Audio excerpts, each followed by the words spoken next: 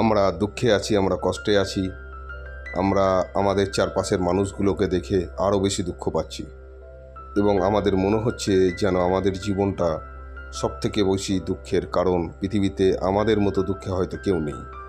যদি আপনি এই ধরনের কোনো রকম চিন্তাভাবনায় থাকেন বা এই ধরনের যদি মানসিকতা রাখেন, তাহলে আজকের গল্পটা আপনার জন্য অবশ্যই শুনবেন এবং সম্পূর্ণ গল্পটা শোনার পরে অবশ্যই আপনি কমেন্টে জানাবেন সত্যিই আপনি কতটা দুঃখে আছেন। আমরা যে বিষয়টা নিয়ে আজকে কথা বলছি সেটা কোনো গল্প নয়, সেটা ডায়েরির পাতাতে লেখা একটা অভিজ্ঞতা। একটি 12 থেকে 14 বছরের ছেলে যখন এসে একটি খাওয়ার টেবিলেতে বলল যে আমার কেবলমাত্র মা আছে এবং বোন আছে, বাবা নেই এবং আমি একা ইনকাম করি। মা লোকের বাড়িতে কাজ করে এবং আমি যা পয়সা ইনকাম করি তাতেই সংসার চলে। ছেলেটির বয়স 12 থেকে 14। তার মুখে কোনো হাসি নেই। ঘুরে ঘুরে সে বিভিন্ন টেবিল থেকে খাবার অর্ডার নিচ্ছে এবং অর্ডার গিয়ে সেখানেতে দিচ্ছে। সেই সাথে সাথে টেবিলের মধ্যে যখন কোনো নোংরা থাকছে, উচ্ছিষ্ট কোনো কিছু পড়ে থাকছে, তখন সেই টেবিলেতে যে খেতে বসবে সে যথেষ্ট উচ্চ স্বরেতে বলছে যে খাবারটা পরিষ্কার করে দাও। হয়তো অনেকটা চাকরের মতনই চিন্তাভাবনা করছে।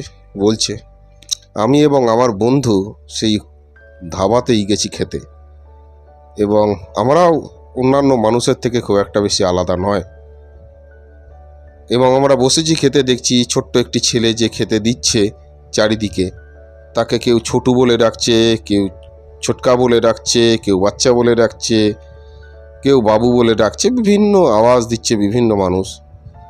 তো আমি এবং আমার বন্ধু দীর্ঘদিন ধরে প্ল্যান করছিলাম যে একটুখানি স্পাইসি খাবার কোনো কিছু খাবো এবং তরকা ওই রাস্তার ধারের ধাবাগুলোতে বেশ ভালো করে হাই রোডের পাশে। তো আমরা সেখানে এতে দুজন মিলে গেছিলাম। বহুদিন আগে আমরা সেখানে গেছিলাম, অভিজ্ঞতা ছিল, তাই আমরা পুনরায় গেছি। তো ছোট ছেলেটিকে বিভিন্ন নামে বিভিন্ন লোক ডাকছে। একটু ইতস্তত বোধ করেই, বিষয়গুলো চিন্তা ভাবনা করেই ছেলেটিকে আমরা ডাক দিলাম যে বাবু এদিকে আয় একবার। ছেলেটি এলো, এসে বলল বলুন স্যার আপনি কি চাইছেন, কি অর্ডার দেবেন, আপনি বলুন কি খেতে চান। তো আমার যে বন্ধুটা আছে সে বলল যে স্যার বলার কি আছে রে তোর, আমাদেরকে আঙ্কেলই বলতে পারিস তো। এই কথাটা শোনার পরে ছোট্ট ছেলেটা একটু মিচকি হাসলো এবং মনে হলো যেন তার সত্যি ভালো লেগেছে কথাটা। তো আমিও পুনরায় বললাম যে হ্যাঁ বাবু, তুই তো আঙ্কেল বলতে পারিস, স্যার বলছিস কেন আমাদের। বলছে ঠিক আছে আঙ্কেল, কি খাবার খাবেন আপনারা। তো আমাদের অর্ডার দেওয়া হলো একটা তরকা এবং রুটি সাথে পেঁয়াজ। তো খাবার যখন টেবিলেতে দিল তো সেখানেতে পেঁয়াজ ছিল না। তো আমি বললাম যে বাবুরে এই পেঁয়াজ নেই, তুই একটা এনে দিতে পারবি পেঁয়াজ। বলছে হ্যাঁ আঙ্কেল এখনই এনে দিচ্ছি বলে একদম ছুট্টে গিয়ে আনন্দতে এনে দিল। তো সেই মুহূর্তে আমি একটা জিনিস লক্ষ্য করলাম যে আমরা তখন কিন্তু অন্যান্য কাস্টমারের মতো তার কাছে কাস্টমার নয়, আমাদের হয়তো সে অন্যরকম স্পেশাল ট্রিটমেন্ট করছে। যাই হোক, আমরা তরকারি রুটি খেলাম এবং যে কোনো কারণের জন্য যখন আমরা একটুখানি তাকে হাত নাড়িয়ে কোনোভাবে ডাকছি, সে ছুটতে চলে আসছে। তার কোমরে একটা গামছা বাঁধা এবং সেই গামছা দিয়ে সে হাতও মুছছে, মুখও মুছছে, আবার এঁটোও মুছছে। যাই হোক, খাবার শেষ হওয়ার পরে আমরা 3টে আইসক্রিমের অর্ডার দিলাম। 3টে আইসক্রিম যখন সে নিয়ে এলো তো আমরা বললাম তুই এখানে বস না, এই আইসক্রিমটা খা। বললো না আমি খেতে পারবো না। কেন? মালিক দেখলে বকবে। আচ্ছা ঠিক আছে, তুই একটুখানি অল্প অল্প করে খা, আর একটা কাজ কর তাহলে আমাদের এখানেতে বারবার আয়, একটু একটু করে খেয়ে যা কাজ করতে করতে। বলতো মালিক যদি দেখে ফেলে তো বকবে। না না তুই আয় না। তো যাই হোক, সে অল্প অল্প করে কাজ করছে আর এসে এসে আইসক্রিম খাচ্ছে, কিন্তু সম্পূর্ণ আইসক্রিমটা সে খেতে পারলো না, গলে গেল। সে কাজের ফাঁকে ফাঁকে এসে এসে খাচ্ছে, তো কতক্ষণ আর আইসক্রিম থাকবে, গলে গেল। তো তারপর আমার বন্ধু যখন জিজ্ঞেস করলো তাকে যে বাবু তুই এখানেতে কতদিন কাজ করিস, বললো 3 বছর হয়ে গেছে। তোর বাড়িতে কে কে আছে? বললো মা আছে, বোন আছে। তোর বাবা? বললো যে বাবা তো অনেক দিন আগেই মারা গেছেন। একদম পরিষ্কারভাবে সে জানালো এবং বলল যে সে যা ইনকাম করে তার ইনকামাতেই সংসার চলে। তার মা বাড়িতে বাড়িতে কাজ করে, কিন্তু তার মায়ের এখন শরীরটা একটু খারাপ। তো যাই হোক, এই কথাটা শোনার পরে যখন বিল দিলাম, বিল দেওয়ার পরে আমার বন্ধু যে ছিল সে পকেট থেকে 200 টাকা বার করে তার হাতে দিল।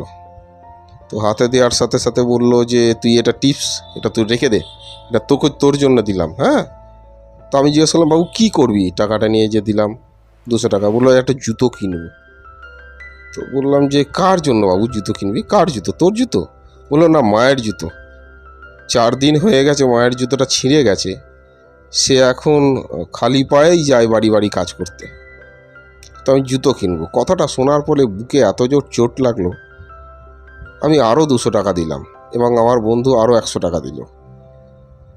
দিয়ে তাকে বললাম যে তুই এই টাকাটা রেখে দে।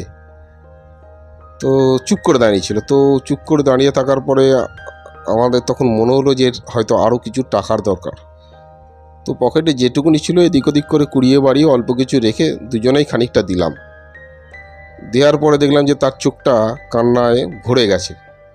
তো বললো, মা যদি জিজ্ঞেস করে আমি কি বলবো? তো যখন আমার বন্ধু বলল, মা যদি জিজ্ঞেস করে তুই বলবি যে বাবার 2টো বন্ধু এসেছিল, যাদের বাবা পাঠিয়ে দিয়েছে, তাদের হাত দিয়ে বাবা আমাকে এই টাকাগুলো দিয়েছে। এই কথাটা বলার পরে না তার নিজেরও চোখটা কান্নায় ভরে গেল, আমাদেরও চোখটা কান্নায় ভরে গেল। তো কারণ সে চাপটে জড়িয়ে ধরলো। কি বলবো, এই দৃশ্যটা, এই ঘটনাটা দেখার পর এই ঘটনাটা আমি সারা জীবন ভুলবো না। এবং এই ধরনের ছোট ছোট বাচ্চা না প্রত্যেকটা হোটেলে থাকে, চায়ের দোকানে থাকতে পারে, অন্যান্য কাজে থাকতে পারে। যদি আপনারা কখনো যান, এদের হয়তো ওইটুকুনি টাকা দিয়ে কোনো রকম সাহায্য করা সম্ভব না। আমিও পারিনি, আপনি পারবেন কিনা আমি জানি না। কিন্তু যাই হোক না কেন, এদেরকে না একটু চাকর ভাববেন না প্লিজ, এটা আমার অনুরোধ। বাচ্চাগুলো বড় কষ্টে থাকে, সে হয়তো ছোট দেখতে, তাকে হয়তো ছোট বলে বাচ্চা বলে সবাই ডাকে, কিন্তু সেই ছেলেটাই বাড়ির হয়তো বড় কেউ। চাইল্ড লেবার দেশেতে সঠিক নয় থাকা আইনত, কিন্তু যদি এদের চাকরি বা কাজটা চলে যায় না, এরা আরও বিপদে পড়ে যাবে। কারণ এটা করেই হয়তো তাদের সংসারটা চলছে। আর মানুষ যদি খেতে না পায় তাহলে আর তখন তার শিক্ষার কোনো প্রয়োজনীয়তা থাকে না, যখন খেতেই না পায়।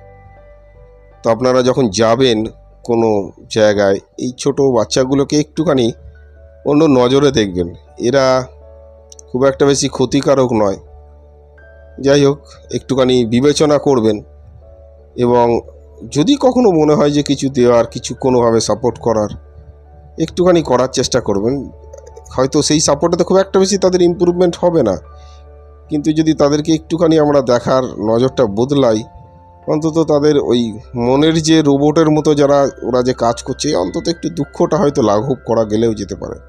আমি জানি না এই ঘটনাটা আজকে আমি শেয়ার করলাম, শেয়ার করা কতটা উচিত না, আই ডোন্ট নো। আমি জানি না এই ঘটনাটা শুনে আপনাদের মধ্যে কোনো রকম চেতনা বা পরিবর্তন হলেও কতটা হবে অবশ্যই আপনারা জানাবেন। কিন্তু আপনি যদি নিজেকে একটু পরিবর্তন করেন না, দেখবেন ওই বাচ্চাগুলোর হাসিগুলো যখন দেখবেন, আপনার মনটা একদম ভরে যাবে। Thank you very much. আমার অন্য দিন একটা বিষয় নিয়ে কথা হবে। ধন্যবাদ।